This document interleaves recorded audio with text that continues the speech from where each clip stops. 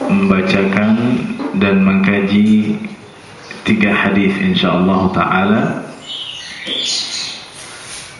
Yang pertama adalah hadis yang ke-7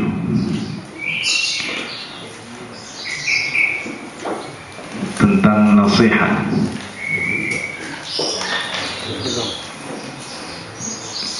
An Abi Ruqayyah Tamim ibn Aus Ad-Dari radhiyallahu anhu, dari Abi Ruqayyah Tamim bin Aus Ad-Dari radhiyallahu anhu, أن النبي صلى الله عليه وسلم قال الدين النصيحة, bahwasanya Rasulullah sallallahu alaihi wasallam bersabda, agama itu adalah nasihat.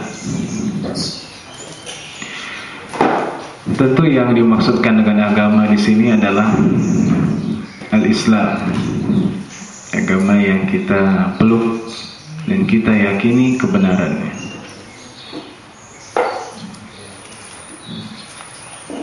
Dan kata-kata ad-din dalam bahasa Arab itu bisa berarti al-jaza, pembalasan. Sehingga Allah berfirman Maliki yaumiddin, dalam riwayat lain Maliki yaumiddin. Yang satu membalas, yang satu yang memiliki, artinya yang memiliki hari pembalasan, yang satu raja hari pembalasan. Karena agama itu mengajarkan kepada kita bahwa manusia akan dibalas atas perbuatannya nanti. Jadi tidak ada manusia di dunia ini yang dia bisa bebas. Mungkin di dunia dia bisa melakukan yang ia inginkan, tapi itu akan dibalas sesuai dengan amalannya.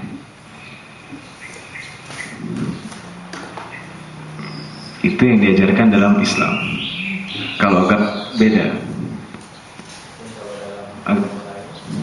ya, dalam Nasrani ada yang disebut dengan pengampunan dosa, penebus.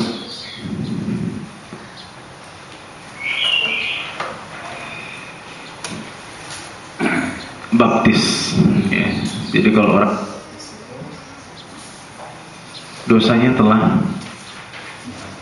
diampuni, ya. Gereja-gereja Katolik itu ada sertifikat pengampunan dosa, ya. Itu tidak ada dalam Islam. Sehingga nanti di akhirat nggak ada loh. Baik, ad-dinun nasihah, agama itu adalah nasihah, nasihat.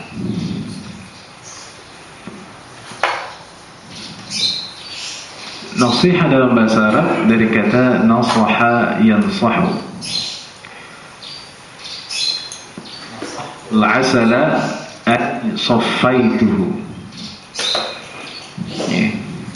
Nasahtu al-asala ay safaituhu.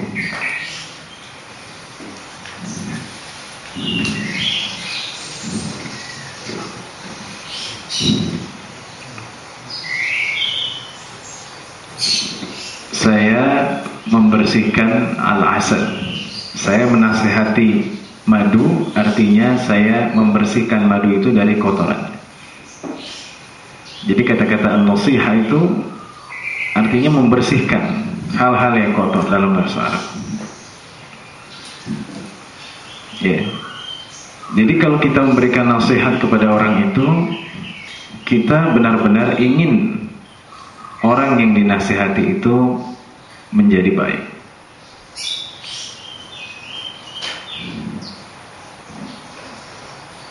Bukan mencelanya atau menjelekannya, bukan. Nasihat inilah seperti itu. Nah, nasihat di sini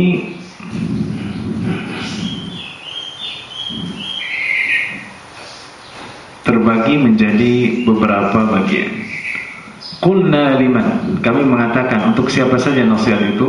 Qala lillahi, untuk Allah, wali kitab, untuknya, wali rasulihi, untuk rasulnya, wali a'immatil muslimina wa 'ammatihim, wali a'immatil muslimina wa 'ammatihim, dan untuk para imam-imam, pemimpin-pemimpin orang Islam dan orang ammahnya, umum, secara umum, orang umum. Rawahu Muslimun, hadis ini diriwayatkan oleh Imam Muslim rahimahullah ta'ala.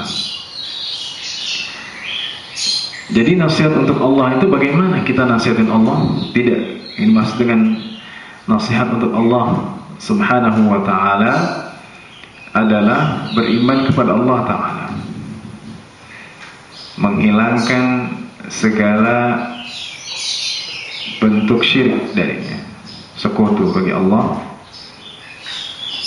dan meninggalkan tidak percaya dalam sifat-sifat Allah subhanahu wa ta'ala, mensifati Allah dengan sifat-sifat yang sempurna. Jadi sifat-sifat Allah subhanahu wa ta'ala yang ada dalam Quran dan hadis harus diimani dan diyakini.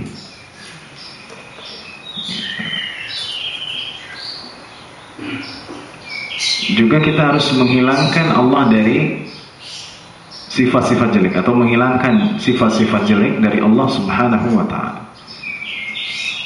Kekurangan-kekurangan Allah maha sempurna.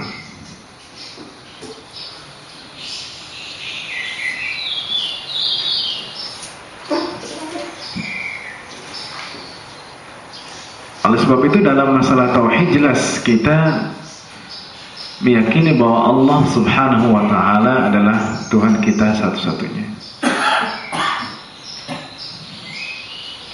dan Allah subhanahu wa ta'ala bukan manusia. Kalau di Nasrani itu Isa sebagai Tuhan, anak Tuhan,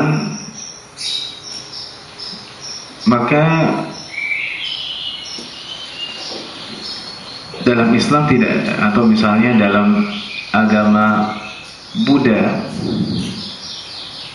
ya, Buddha itu kan orang, katanya dulu Buddha itu adalah seorang soleh, tapi ketika meninggal dibikinlah patung untuk mengenang orang soleh ini. Generasi selanjutnya mulai berkumpul, generasi selanjutnya mulai mengadakan ritual, generasi selanjutnya menjadikan Buddha sebagai Tuhan. Ya, Buddha jelas bukan Tuhan. Dia hanya patung yang diabadikan, dibikin di mana-mana. Atau Hindu yang mempunyai banyak dewa.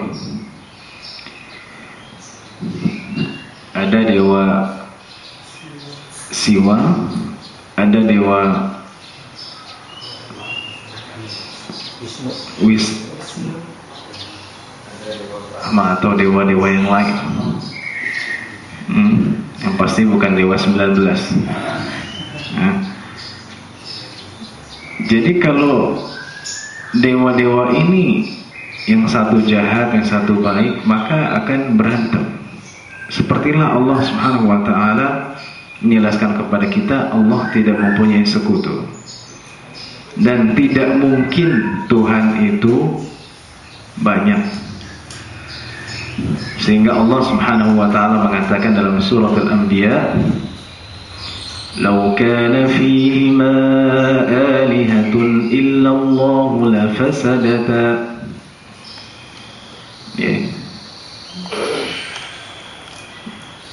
Kalau ada Tuhan-Tuhan lain selain Allah, maka akan rusak langit dan bumi.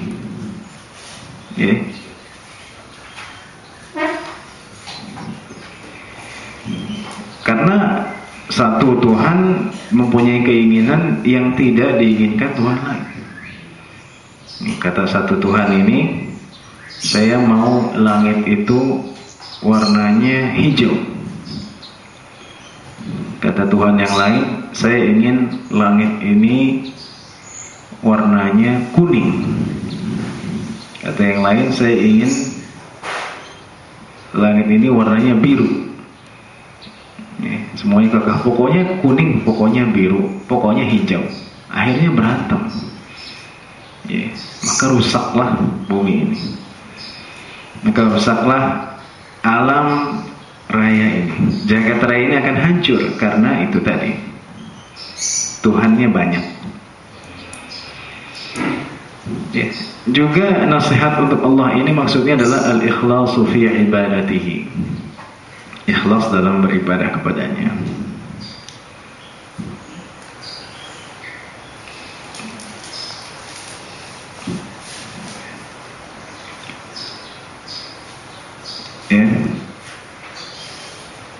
Juga taat kepadanya, meninggalkan maksiat.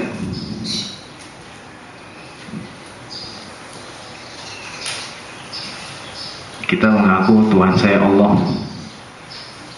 saya cinta Allah, tapi maksiat itu tidak mungkin. Sebab orang yang taat kepada sesuatu, dia akan mengikuti, tidak maksiat. Yang taat kepada Allah Subhanahu wa taala tidak akan menyalahinya. Dan juga cinta dan benci karena Allah. Jadi kalau kita melihat orang yang tidak salat, atau kita melihat orang yang meminum minuman khamr, kita bukan benci sebagai manusia, tapi kita benci dia karena perbuatannya. Beda ya. Karena kalau kita benci orang itu karena zatnya, udah nggak mau dipandang orang itu, gitu kan. Lewat aja misalnya mukanya nggak bertatapan, bahkan mungkin ke atas atau ke kiri, gitu. Nanti kesandung jadinya. Jadi seperti itu. Wa muwalati man ata'a wa adati man asah, ya. Jadi menjadikan pemimpin yang taat kepada Allah dan meninggalkan pemimpin yang bermaksiat kepada Allah.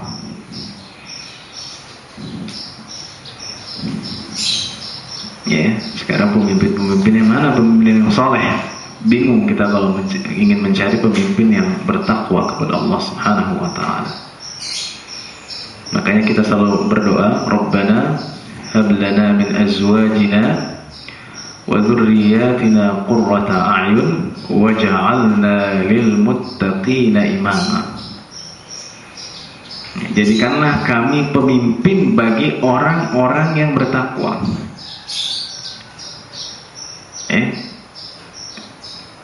Kalau yang dipimpin itu bertakwa, maka apalagi yang memimpin. Kalau pemimpinnya bertakwa, maka insya Allah rakyatnya juga bertakwa.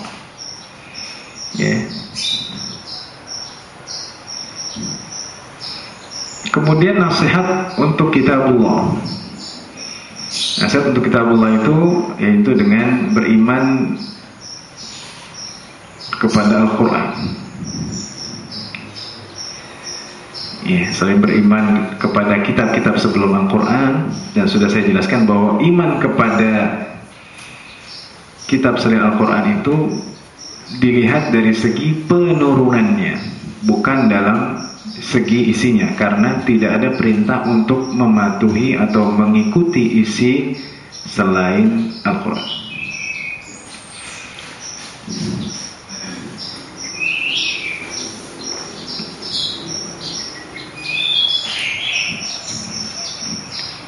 Caranya dengan nasihat untuk kitabullah ini dengan membacanya, menghafalnya. Oh, saya nggak bisa menghafal karena saya sudah berumur.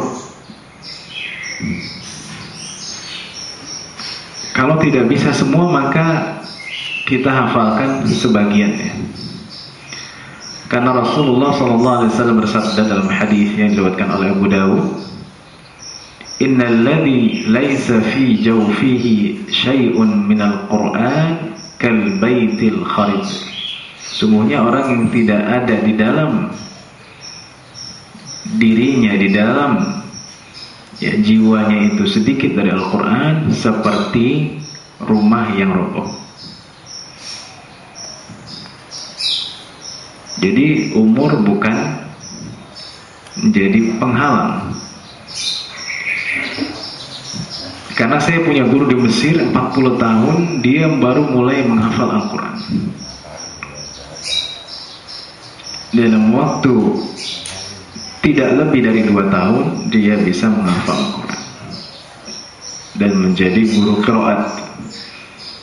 Ini menunjukkan bahwa Al-Quran telah dimudahkan untuk menghafal dan untuk dibaca. Tentunya banyak di sini keutamaan membaca Al-Quran. Misalnya, Iqra'ul Quran fa innahu ya'ti yawmal qiyamati syafi'an li ashabihi. Bacalah Al-Quran karena sungguhnya Al-Quran itu akan datang sebagai syafaat bagi orang yang membacanya. Karena mungkin kita di bulan-bulan lain tidak sempat atau malas, maka bulan Ramadan ini adalah bulan yang harus kita manfaatkan untuk membaca Al-Quran.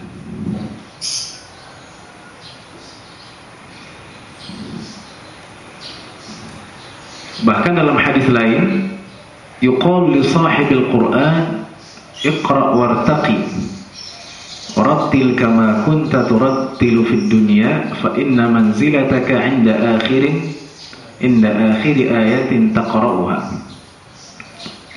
Nanti pada hari kiamat, orang-orang yang sahibul Quran, yang mempunyai Al-Quran, yang menghafal Al-Quran, yang membaca Al-Quran, disuruh membaca. Wartaqi, dan naik, karena surga itu ada tingkatan-tingkatannya. Dan tartilkanlah sebagaimana engkau mentartil membacanya di dunia, karena tempatmu adalah di akhir ayat yang kau baca. Kalau dia hafalnya 30 juz, kan dia terus membaca, terus baca. Ya, berarti nanti ada setoran hafalan. Ya. Ini zahirnya seperti itu, ya. Disuruh baca. Kalau salah, gimana nanti? Ngulang lagi, ya. Jadi dia membaca apa yang dia miliki dari Al-Quran, sehingga tempatnya di surga itu akan diposisikan pada akhir ayat yang dia baca. Ya, juga nasihat untuk kitabullah ini bitartilihi wa tahsinis sawti biqira'atihi. Ya, mentartilkan, membaguskan, tahsin. Ada tahsin. Hanya satu kitab yang kalau dinyanyikan itu enak, yaitu Al-Quran. Sehingga Rasulullah SAW mengatakan, laisa minna man lam yataghanna bil Quran. Bukan termasuk kita orang yang tidak menyanyikan dengan Al-Quran. Ada seninya. Dari dulu ketika Abdullah bin Mas'ud, ya, Rasulullah SAW datang kepadanya, ya. Rasulullah SAW mengatakan, Iqra' alaiya Al-Quran, bacakan Al-Quran kepadaku. Kata Abdullah bin Mas'ud, Aqra'u alaika wa alaika unzil. Apakah aku membacakan kepada kamu sedangkan Al-Quran itu diturunkan kepadamu? Kata Rasulullah SAW, Inni uhibbu an asma'ahu min ghairi. Ada tasmi'. Kalau tasmi' ada sana di sini. Saya senang untuk mendengarkan suara selain saya. Ya, Abdullah bin Mas'ud mempunyai suara yang bagus sehingga Rasulullah SAW mendengarkannya. Ya, kalau Al-Quran dibaca enak, dinyanyikan. Ya, dengan nyanyian dari diri sendiri, pastinya bukan dengan nyanyi didangdutin gitu, ya. Kan enak. Yasin wal Qur'anil Hakim innaka laminal mursalin. Sekarang udah banyak kaset-kaset, ada Sudais, ada Syurem, bisa diikutin semua.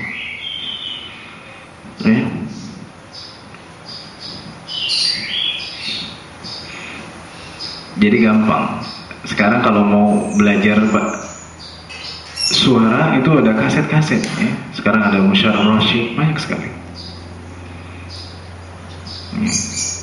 Nggak, kalau Injil itu nggak pernah dinyanyikan. Gimana menyanyikan Injil? Sulit, panjang dia, kayak baca orang ya. Bisa nggak?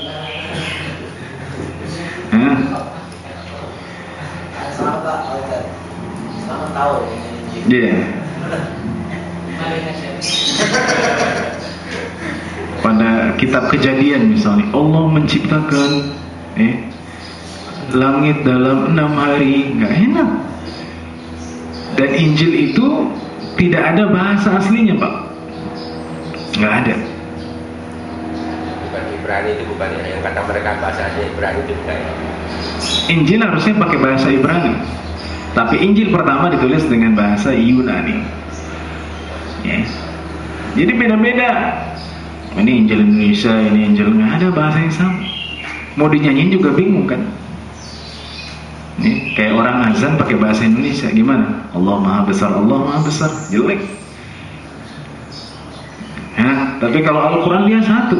Mau dari dia orang Arab, dia mau orang Australia, mau orang manapun, Al-Quran satu. Sehingga kalau orang-orang Mesir, orang-orang Arab melihat orang Indonesia hafal Al-Quran, bacaannya bagus, mereka takjub gitu. Dikiranya dia paham Al-Quran, tidak, karena Quran itu dihafal. Belum tentu orang hafal Quran dia paham maknanya. Tapi kalau orang Arab punya anggapan kalau orang baca Qurannya bagus, pasti dia paham maknanya. Itu mukjizat ya.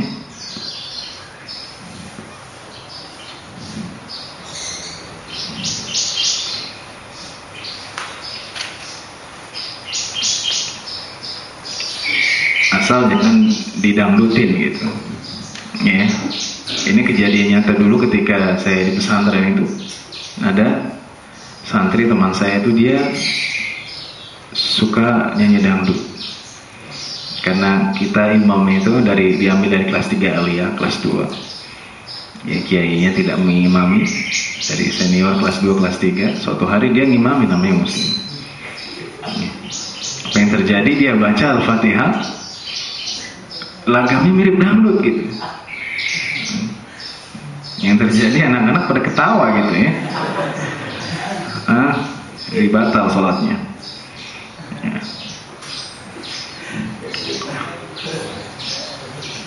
Juga nasihat untuk kitabullah itu adalah mentadaburi maknanya. Jadi Quran tadaburi. Afala yatadabbaruna al-Qur'ana am 'ala qulubin aqfaluha. Tidakkah mereka mentadabbur Al-Quran atau hati mereka telah ditutup? Kemudian juga mengajarkan kepada umat muslim setelahnya ya,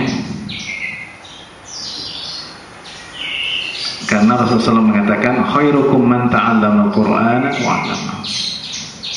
Mengapa di sini artinya jauh-jauh? Ada yang dari Jepara, ada yang dari Lombok baru. Karena untuk mengajarkan Al-Quran selanjutnya. Nanti kalau sudah selesai di sini hafal juga ya, lancar, pulang mengajarkan itu sebaik-baiknya pekerjaan. Kalau kita hafal Al-Quran dengan baik, ajarkan ke orang, dunia akan didapati. Insya Allah pernah kita dengar orang yang hafal Al-Quran dan punya suara bagus, apalagi mengajarkan orang, dia sengsara nggak ada. Karena Allah mengatakan, Taha ma anzalna 'alaika al-Qur'ana litashqa.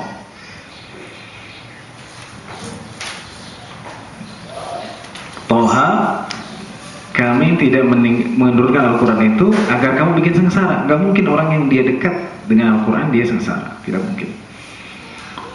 pasti bahagia di dunia dan di akhirat.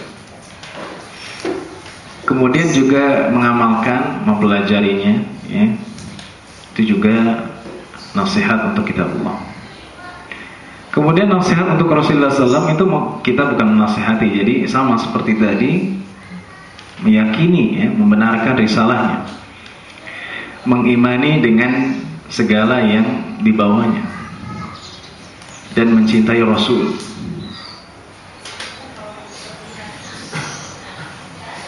Mencintai Rasul bukan selawatan doang, bukan.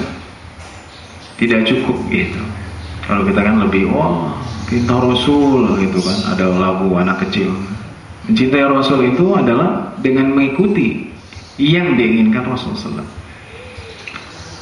Karena dalam ayat banyak sekali dalam Al-Quran bahwa kalau engkau mencintai Allah, maka ikutilah aku. Qul in kuntum tuhibbunallaha fattabi'uni yuhibbukumullah. Katakanlah kalau engkau cinta Allah, maka ikuti aku. Niscaya, ya, Allah mencintai kalian. Bahkan dalam ayat lain, may yuti'ir rasula faqad ata'a Allah. Kalau orang taat kepada Rasul, pasti dia telah taat kepada Allah. Seperti itu.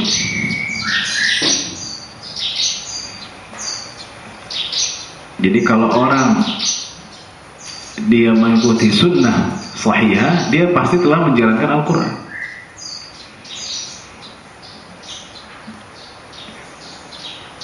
Tapi kalau orang mengikuti Quran saja, belum tentu mengikuti sunnah. Bayangkan, ada di Mesir dulu Jama'atul Qur'ani, ya, atau Munkirus Sunnah. Jadi nggak percaya kepada sunnah, katanya Al-Quran cukup. Nggak bisa, karena jelas dalam Al-Quran tidak ada penjelasan bagaimana Rasulullah sholat, bagaimana Rasulullah melakukan zakat, bagaimana Rasulullah haji, nggak ada. Banyak di Al-Quran yang mujmal, yang tidak terperinci.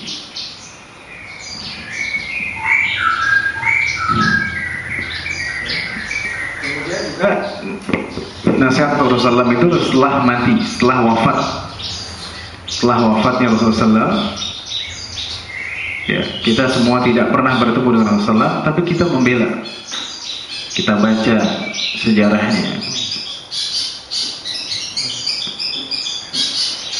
akhlaknya bagaimana, ya. Mungkin kita lebih tahu sejarah Indonesia daripada sejarah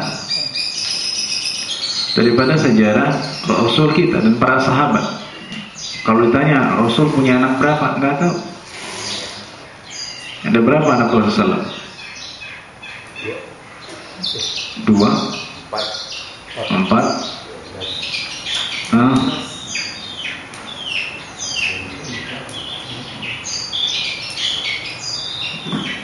Anak Rasul itu cuma ada dari Khadijah dan Maria Al-Qibtiyah.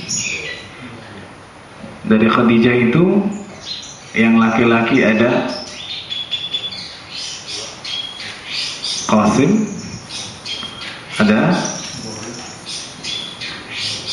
Qasim, ada Abdullah. Itu yang dari Khadijah. Terus perempuannya ada 4, ada Ummi Kulsum, Ruqayyah, Fatimah, Zainab. Nah, itu yang dari Khadijah. Yang dari Maria Qibtiyah itu cuma 1, Ibrahim. Tapi semua anak laki-laki Rasulullah meninggal ketika kecil, ya. Jadi nggak ada ketua Rasulullah yang laki-laki yang hidup lama.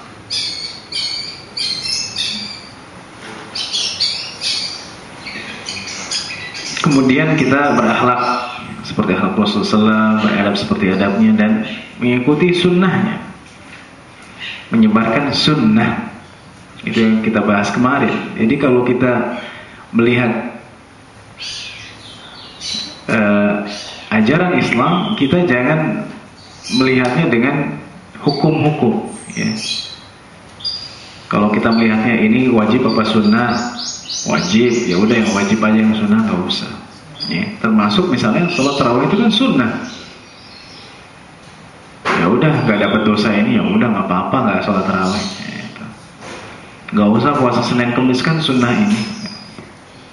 Itu yang tidak diinginkan Rasulullah SAW. Dan Islam sebenarnya menginginkan kita melakukan semua yang diajarkan Rasul, baik itu wajib ataupun sunnah. Itu kan konsekuensinya saja. Kalau dia tidak melakukannya, dia tidak dapat, tidak bisa dibahasakan, ya udah ini wajib, kamu nggak apa-apa ya.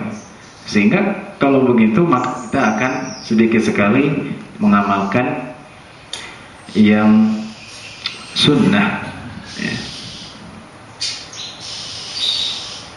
Rasulullah SAW mengatakan, wala yazalu 'abdi yataqarrabu ilayya bin nawafil hatta uhibbahu. Jadi tidak ada seorang hamba yang dia melakukan yang sunnah selalu sampai aku mencintainya. Ini hadis qudsi. Kata Allah, sampai aku mencintai.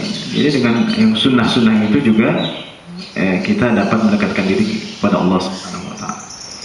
Kemudian nasihat untuk a'immatil muslimin ya. Imam itu pemimpin. Dua.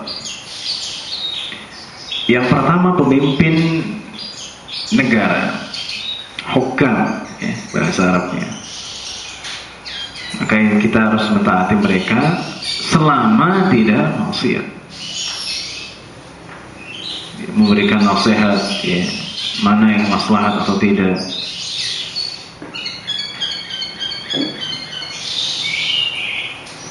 Tidak melakukan perpecahan. Tidak melakukan perpecahan dalam arti embargo selama dia pemimpinnya muslim. Itu untuk menjaga keamanan.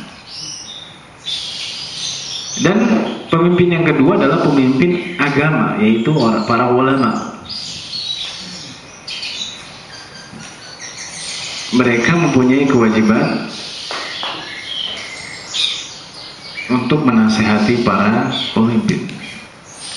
Dan nasihat kita kepada ulama itu adalah membenarkan apa yang mereka bawa sesuai dengan, apabila memang sesuai dengan ajaran Al-Quran dan hadis.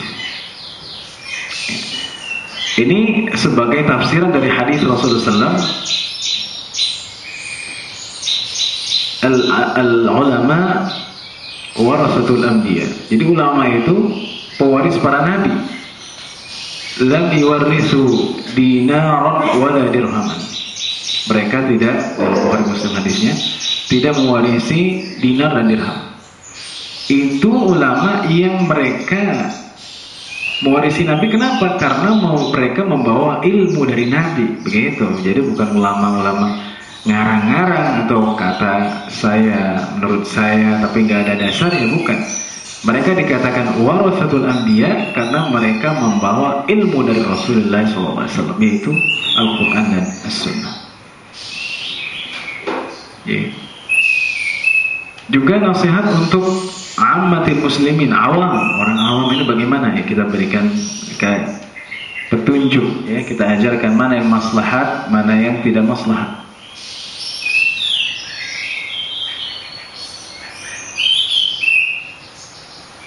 Mengajarkan orang kepada yang benar. Kalau ada ulama dia mengajarkan yang salah, kita harus kasih tahu. Atau ulama-ulama jahat, ulama usu. Ulama-ulama jahat itu adalah ulama yang dia hanya mengejar materi. Dalam arti di mana ada materi, ya, di situ dia akan kejar walaupun itu bertentangan. Atau ulama yang tidak konsisten, dia mengatakan pertama ini haram, tidak boleh. Ketika habis ngomong begitu datang kepada dia gubernur, dikasih 100 juta, akhirnya diralat, oh nggak apa-apa, fatwa saya dicabut ya, karena saya sudah dapat uang 100 juta, lumayan buat gedein rumah. Nah di sini tentunya nasihat kepada dalam kehidupan manusia, tentunya nasihat ini kepada sesama kita. Bagaimana cara nasihati? Ya. Dulu zaman Nabi SAW, para sahabat ada kebiasaan meminta nasihat. Sehingga Rasulullah mengatakan idza istamsaha ahadukum akhahu falyansah lahu. Kalau ada yang meminta nasihat, seorang meminta nasihat kepada saudaranya, maka berilah nasihat.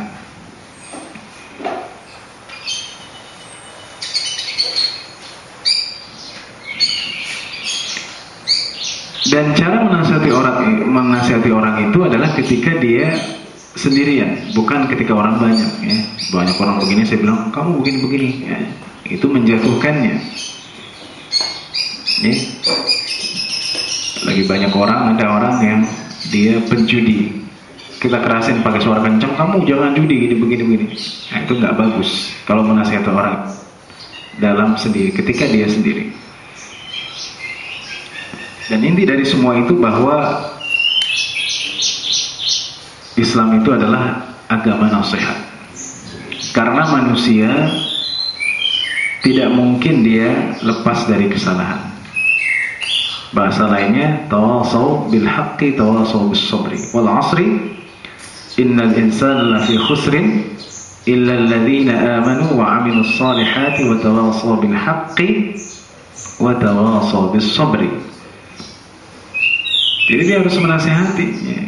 Berwasiat, nggak bisa orang ini tanpa wasiat, tanpa nasihat. Ya. Tausiah kita bahasakan ya. Tanpa tausiah, ya, manusia bisa berpaling. Ya. Apalagi hidupnya sendiri, punya rumah gede di ujung dunia. Ya. Ada rumahnya villa, punya macam-macam, lengkap. Jauh dari orang, sehingga tidak ada yang menasihati dia. Nah, itu bahaya.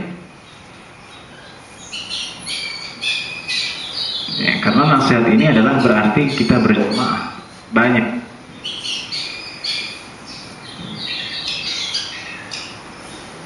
Dan syaitan lebih dekat kepada satu orang ketimbang dua orang. Jadi kalau kita menyendiri, syaitan itu dekat, wah digodain. Oh, udah gak usah katanya ke masjid, mendingan di rumah aja, rumahnya gede gitu kan, ada TV gede, ada istri cantik, ada macam-macam ya, kasur, spring bed, gak usah keluar ya. Karena dia hidupnya sendiri ya. Maka kita jangan sampai menyendiri ya. Salah satunya ya dengan mencari ar-rufqah as-salihah, teman yang baik, teman yang baik. Karena Rasulullah SAW mengatakan, al-mar'u ala dini khalili, falyanzur ahadukum ala man yukhalil. Jadi seorang itu mengikuti agama temannya, maka lihatlah siapa yang akan jadi teman.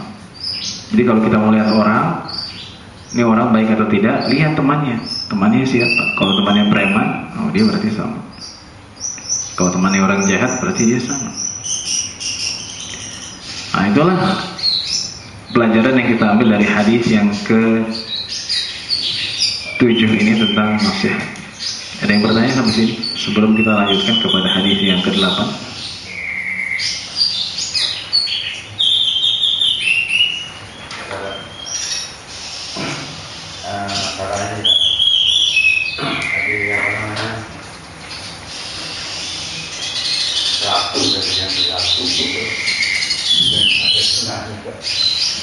Apa? Lagu itu ada sunahnya gitu kan. Lagu. Kalau istilah pemerintah ya ada sifat dari itu. Jadi kan lagu masing-masing kadang-kadang ada ustaz yang lagu seperti ustaz ide gitu. Terus di sini kadang-kadang di Indonesia itu kan ada seperti MDT. Itu kan di lagu ini diadu gitu kan. Gimana itu? Belum baik.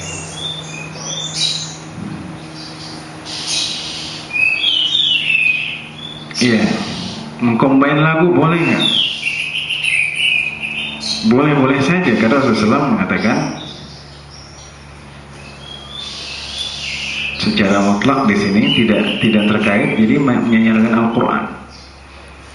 Ya, menyanyikan di sini tentunya bukan mengikuti aliran nyanyi gitu. Ada pop, ada dangdut, bukan. Menyanyikan ini artinya memperbaiki, memperindah bacaan Al-Quran.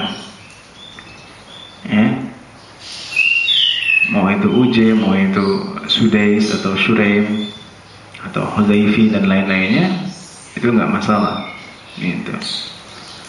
Selama lagu itu tidak merusak kaidah tajwid. Dulu kita pernah dengar Muammar ZA ya. Itu beliau dikritik karena terlalu panjang ya. Luar biasa. Jadi mat wajib itu yang 6 harokat, dia jadi 12 panjang. Memang suara nafasnya panjang karena Muammar ZA ini katanya kalau nyelam ke kolam itu bisa tahan 10 sampai 15 menit. Ya, suara. Jadi dia tidak memutus nafasnya kuat. Dan belum pernah saya melihat qori suaranya sepanjang Muammar ZA. Dan di Mesir ada Abdul Somad sudah meninggal zaman dulu, tapi masih tetap panjangan Muammar ZA. Jadi latihannya tarik nafas tahan sampai yang lama. Kita melihat ini terlalu berlebihan karena mat-matnya jadi panjang sekali. Ya. Kalau misalnya mat wajib 6 harokat, ya udah 6 harokat gitu. Jadi tidak terlalu panjang. Ya, Bapak yang punya kaset Muammar silakan lihat.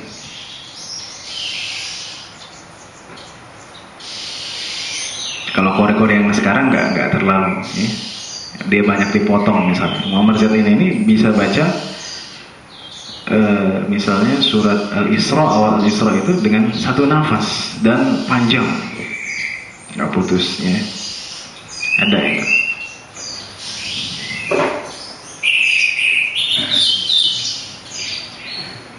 Ustaz, ini sedikit tentang tadi ini kita kalau masalah mat. Jadi panjangnya ukuran yang standar satu harokat itu matnya itu berapa dia? Standar artinya yang sudah sahih gitu, yang selalu dipakai. Karena kan masing-masing wilayah kan kadang-kadang berbeda.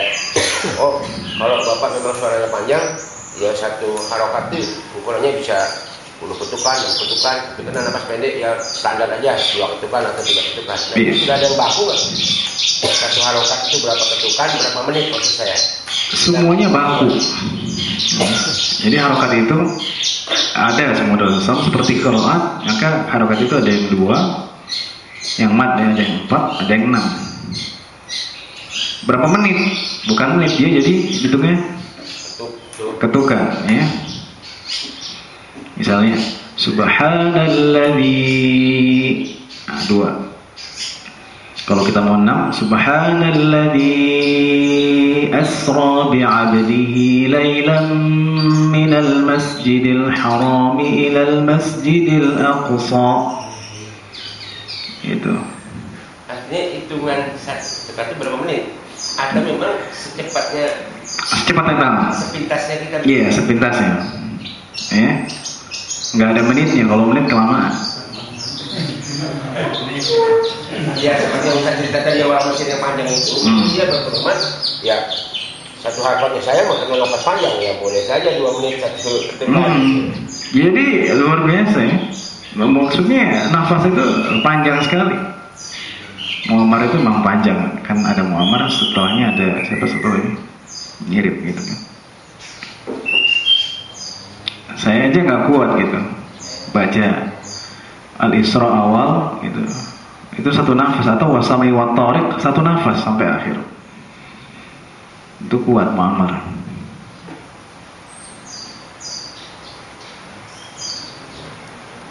Misalnya ya,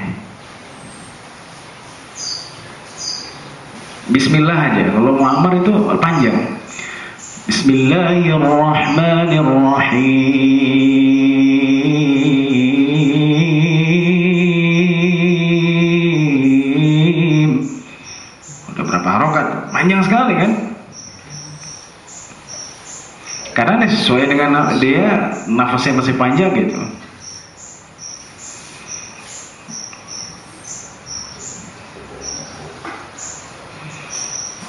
Di akhir-akhir biasanya seperti itu.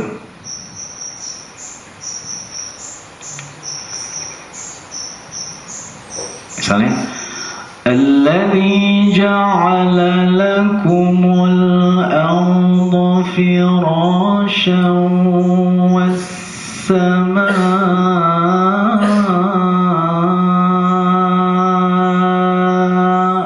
binaa. Nggak kuat kan? Muammar itu kuat. Satu ayat. Jadi matnya panjang.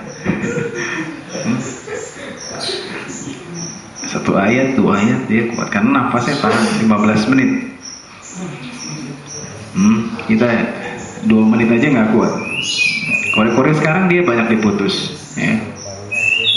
Jadi kalau baca tadi, Alladzi ja'ala lakumul arda firasyan was samaa binaa. Putus sama dia, nggak berani panjang.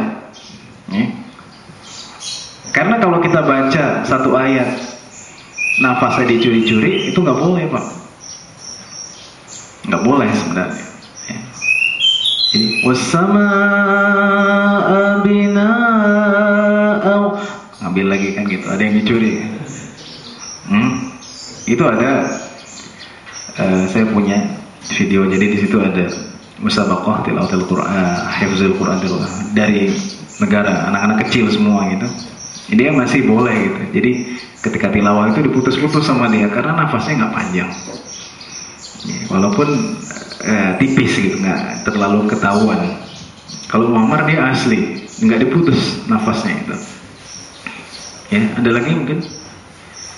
Ya Pak. Kita dilarang untuk membenci manusia.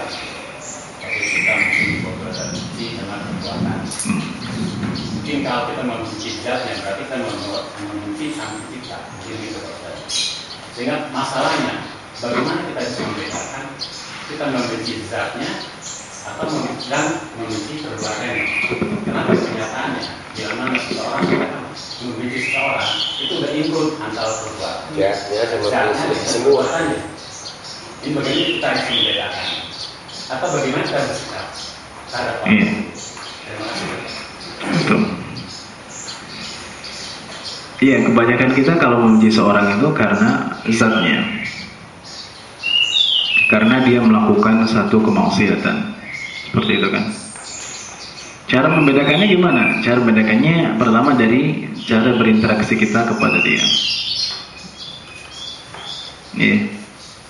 Jadi kalau kita sampai tidak menegur dia, padahal dia masih Islam, tidak memberikan salam, tidak menatap dia, tidak menganggap dia sebagai Muslim, maka kita telah membenci zatnya, gitu.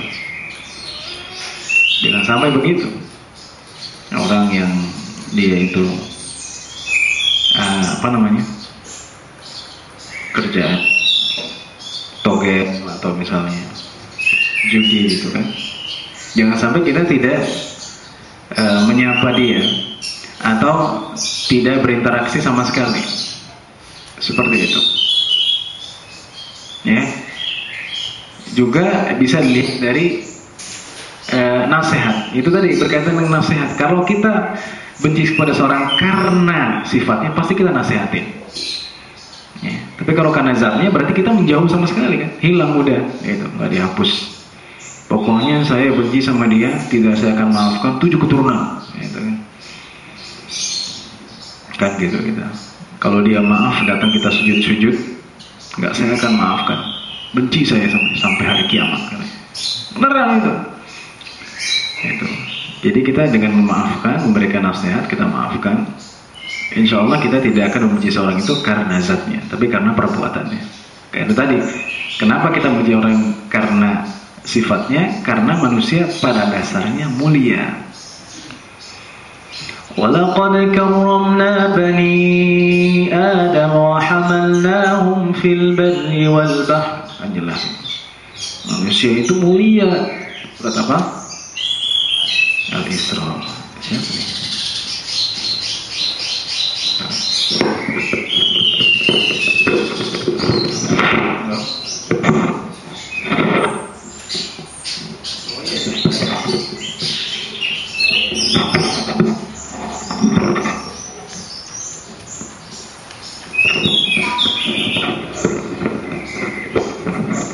Ada lagi mungkin yang bertanya?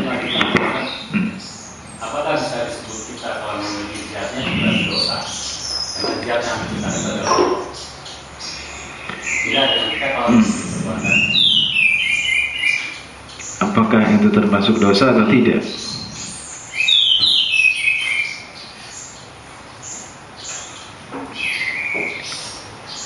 Bisa jadi dosa, tapi tipis sebenarnya ya, antara zat dengan perbuatan itu ya. Iya, karena kita berarti tidak memuliakan manusia, tidak menganggap dia sebagai manusia, apalagi dia muslim gitu kan, sudah jelas-jelas muslim, kita tidak menganggap dia. Nah itu yang nggak boleh. Jadi kalau ada satu maksiat, satu perbuatan yang tidak baik, kalau kita membenci perbuatannya, kita pasti nasihatin dia, saya kasih tahu gitu. Nah, terus setidaknya kita infokan bahwa ini tidak boleh, bahwa ini begini gitu. Dan tetap menganggap sebagai saudara kita seagama.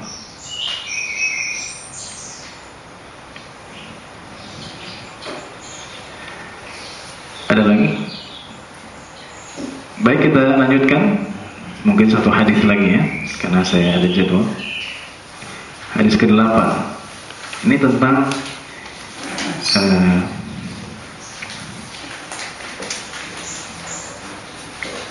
kehormatan orang muslim ya. Kehormatan bukan hormat gerak, bukan. Kehormatan itu artinya harga diri seorang muslim.